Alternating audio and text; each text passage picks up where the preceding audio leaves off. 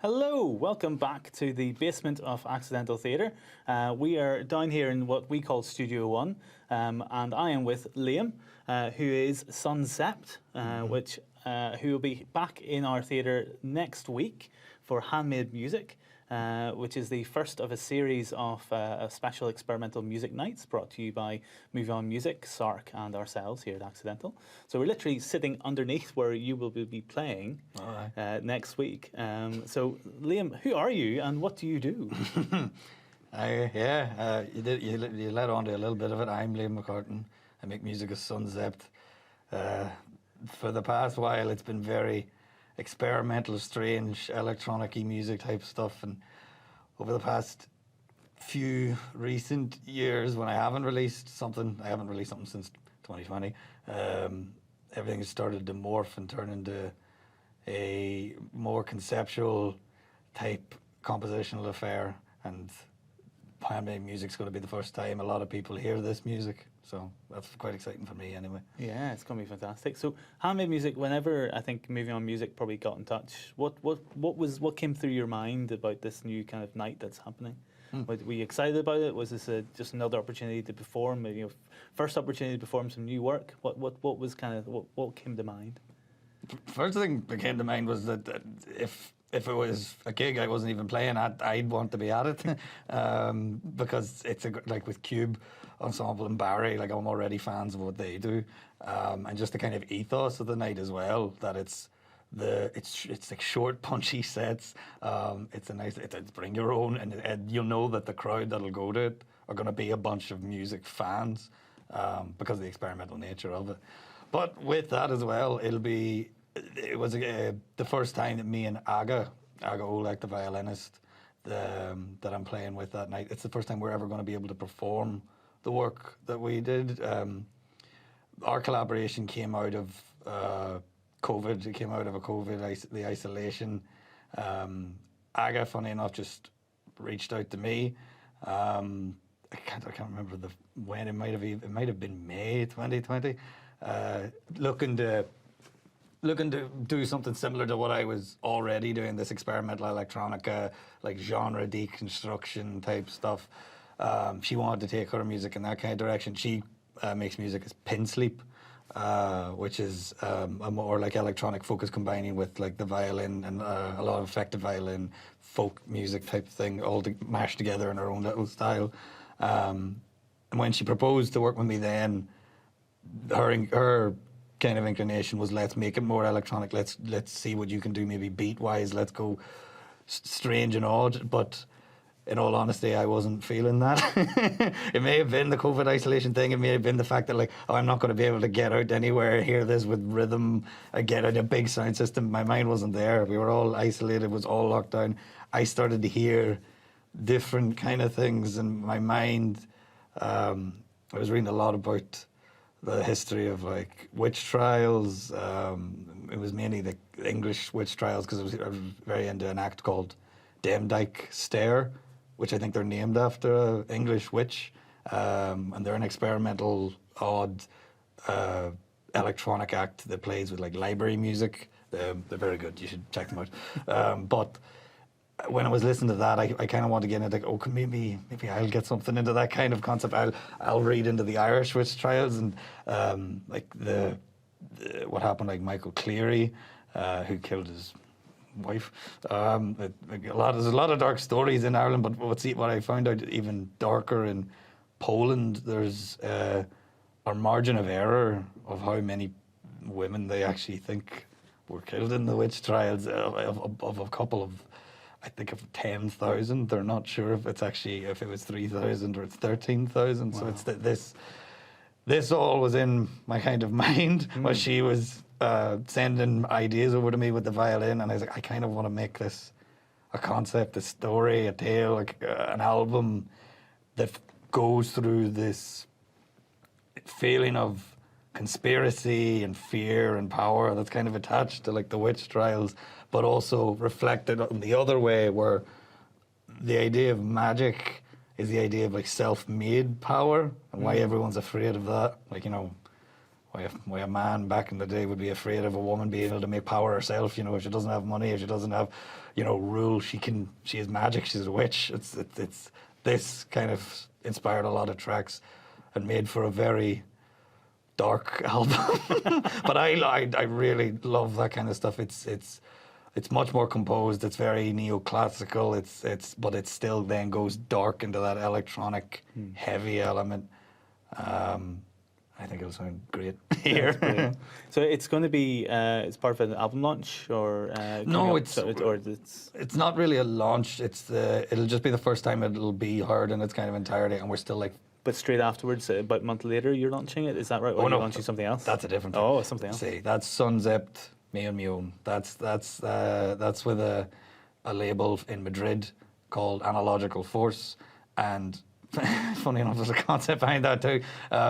It's like set in a weird future Ireland where there's like AI like cyborg hurley players and like tribalism about which flavour of Tato you like better. But there's a kind of like sinister, I don't know, Blade Runner in Wicklow type thing. It's called New Ireland Chrome is the name of the EP, and it's just like picturing a weird futuristic Ireland in this like IDM brain dance EP, and that's coming out on Analogical Force. It's getting announced very soon. This is probably the first time we've just announced it now. Yeah. But the proper, the full like press release, everything announcement, that'll come just next week. So I'm not doing anything naughty here by saying it's coming out. Perfect. Yeah. So it's on its way down the pipe. Yeah. Nice. Yeah. On green vinyl as well, which will be funky. Very cool. Yeah. Oh, that's nice. Yeah. That was my idea. There isn't a special Chrome edition as well? Oh, no. Well, I didn't think about that. No. I don't know. Special repressing maybe years down the line. Perfect. So tell us more about your other work. So you've just come back from it's not a sabbatical, it's a cultural away. A little residency. Yes. I was an artist in residence. Thanks to the collaboration between Moving On Music and Culture Centre Irlandais. God, I think I've already messed up the French. The Cultural Centre, right? But I got to spend 5 weeks. I made a proposal because they open up every year a certain number of residencies.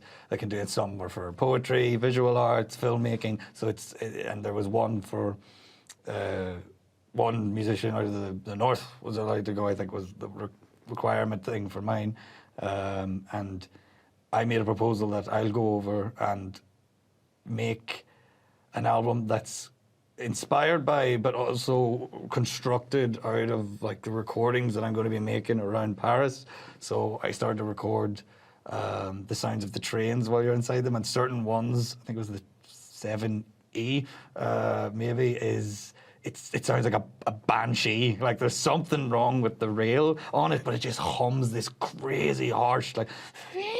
And like, so I had my phone almost sticking out the window where I was flying past, and I mapped that to like a keyboard. You're in the train recording it, or standing on the platform? So I'm in the train. You're in the train. Yeah, because when it hits the tunnel, like and the curve, I don't know what's making it, and it's like it's an older train, so it had those little like Audi windows, like that. It seems like a particularly difficult and dangerous time to have your hands. Yeah.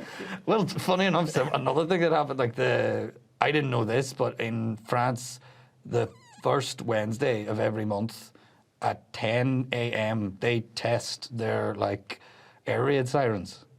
And like, I don't know if it's every like city or if it's maybe in every town or every place that has an air raid siren, but it's a siren that'll go off if there's like a threat of nuclear war, but they test them to see if they're still working. So at 10 a.m. and I didn't know, and I have my window open, I'm in my room in Culture Centre Irlandais, CCI. And I whack my phone out and I hear this like, you feel like the world's ending. It could have been ending, but I thought I'm going to record it. And again, mapped that to a keyboard, made these humongous chords out of this thing and composed a piece around that. And yeah, it's called Noise. That piece of music called Noise. But I made a whole album out of it. Some using like the piano in the chapel that's in CCI. They had a beautiful, lovely, like old pump organ that apparently no one played. but I got to fool around with it still happily in tune. And yeah, it was an unbelievably inspiring time. Loved it. Brilliant. Yeah. I mean, yeah, it's hard to beat 5 weeks In Paris. in Paris. Yeah, I know. With and then that's brilliant that you got a perfect opportunity. That's not just work, but also the sample. Yeah. And then you've got those samples for now, all the different work. Yeah, that I've got a come. bank of 60, 70 different recordings of all these brilliant. different little things that you just can glue together as part of your later work. But I made a thing that it's called like the Paris tapes, and that's that. And I'll try and craft that into like a proper album release type thing. That sounds very like Secret Service kind of thing. Right, the Paris tapes. Yeah, yeah. So blackmailing some politicians with the recordings. Oh yeah, with the sound of their air raid sirens going off. The bad transit recordings. Fix your trains. That's it. Yeah, that's brilliant. So Zept, the work, is that a specific subset of your work as Liam, or is it is that where you put all of your work kind of under the name? So far, yeah, it is where I put all my work. I've toyed around with the idea of just being Liam McCartan when it's the more compositional side, when it's the more. But every time I get closer to it, being like, oh no, book me as Liam McCartan, I don't like it because I like the idea of, oh, yeah, I'm the thing that unites all of these. And when I think about like some of my favorite type of people, like someone like Nicolas Jarre just will randomly do an album that's like this one's a dub reggae offshoot, and this one's a crazy like post-punk album all created together, and the next one's only a weird granular synthesis odyssey. It's like, but he's the thing that like unites it all together. I know he has like aliases where he makes house music, but that's getting besides the point. I just want that to be a thing of I'm the thing that unites it all together as a project, and I love like to bring in like these collaborations is what's going to make it very different. Like the album with Aga is like it's this sound, this experience, this type of performance, and when you get to the gig, it's this combination with visuals that's very itself. It's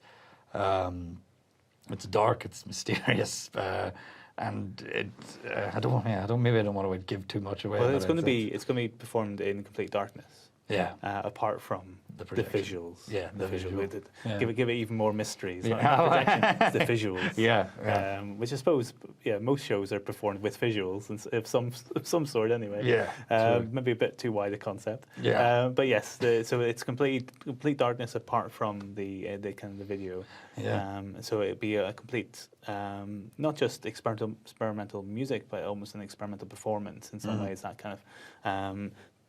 Deprivation of senses, focus upon the video and the music all at the same time. Yeah, to really like get a little further into the immersion, to bring out something a little further, because I do think the music, obviously, I think it's very good, but it's to go an extra mile when you're performing live. It's there's a director that I really like called Scott Barley, who made a film called Sleep Has Her House, and it's going to be, there's going to be little snippets of it in the visual things, because I make like these little montagey clips of whatever. Again, actually I'll not give away about the visual, but he says when you're giving people something new that maybe they might get turned off by, the best thing to do is to like reach your hand out and bring them out into the water, bring them further.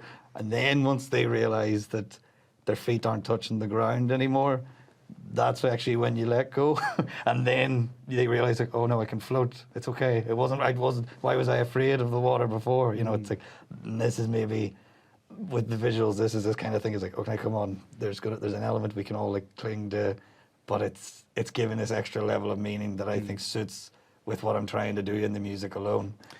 And are you because you're pre-making some of the visuals, are you timing it to certain sections of the music? Are the visuals responding to to the music at the moment? Is there a bit back and forth, or are the visuals on kind of a rail that you then respond to with the music? It's a set, like these happen to these events. Like it's because there's something you can't really get out of. You can't get out of the trap with music that it's it's a linear art form. It starts at a point and continues, and with that, there's no. It's difficult to escape the idea that a song will have a narrative or have a progression or kind of lead into something different than a painting, which someone stares at and feels like, do I watch for 3 minutes and then I get it? You know, it's like there's not the same sense of like linearity. So when you bring it with film, you to sync it, to make it, to know that this is going to happen, then I think is the best option for what I'm trying to do anyway, because the songs do have quite a bit of a narrative and start from a point and end and do tell this story as they go along. There's only one song with lyrics and they're in Polish, so I don't. It's not that people will get like, oh, this is an inherent meaning, but they'll definitely get a lot out of it, I think. Right. And Aga, who's performing with you, so she's on violin. Yes. Yes, and is she obviously she might be singing at one point, or is that pre-recorded audio? It'll be pre-recorded because it's pretty difficult, weird singing. It's just like it's a lot of Oh, again, I won't spoil these things, but it's probably. It would be difficult to worry about her trying to juggle the violin to do the thing. It's like, she's very talented and does that for like her own pin sleep stuff. But for this particular, plus the film, plus what I'm doing, I was like, let's take a little bit of the load off. We don't need to worry about that extra element. Because since it's just one song. That's great. Because we'll be able to fit 7 in. Because again, when you're playing a long day film, it's good that it can have this like good whole. It's like, okay, here we go, we begin, and then off goes the performance. Brilliant. Yeah. Okay, so Handmade Music, it's on next Thursday on the 2nd of February. Come along, check out Liam as son Zept, along with Aga on violin, and also Barry Joseph Cullen, who'd be on as well as Cubed. Thank you so much for coming in, Liam, to have a chat. No how can people find out about the secret final that's coming up? Is there a way to pre-order or get a name on a mailing list to be notified? Probably follow me on Instagram and Facebook is the best way. Son Zept. I made my name Son Zept, funny enough, because if you type in SON space ZEPT, I'm the only thing that comes up. Like, rather than, there were so many, like, you know, the people I know that have the same name as like an indie band in like Georgia. Then Spotify's a mess, but for me, I'm the only thing that's going to come up. Perfect. But don't forget Aga Olek as well. She performs as Pin Sleep. Check out her stuff as well. But if you want to follow what I'm doing, I'll update anything that goes along. The vinyl, you can't pre-order now, but February, when it's officially announced, it'll be internationally distributed. It'll be all good. Awesome. Yeah. Perfect. So Son Zept on Instagram, Aga Olek of Pin Sleep on probably several different social channels. Yeah, with the Facebook and the YouTube and Instagram, all that. Thank you so much. We'll be live upstairs in about an hour. There's an open mic night that's starting here called Cosmic Jam. It's the only like the 3rd one we've done as a bit of an experiment. So it's kind of going in part of our kind of experimental music series. We've got Handmade Music as a chance to come along, experiment and listen and join a part of a community. It'll be online as well as in person. So check it out. Come along, support. We look forward to it. Thank you, Liam. Great. Thanks. Thank you. All the best.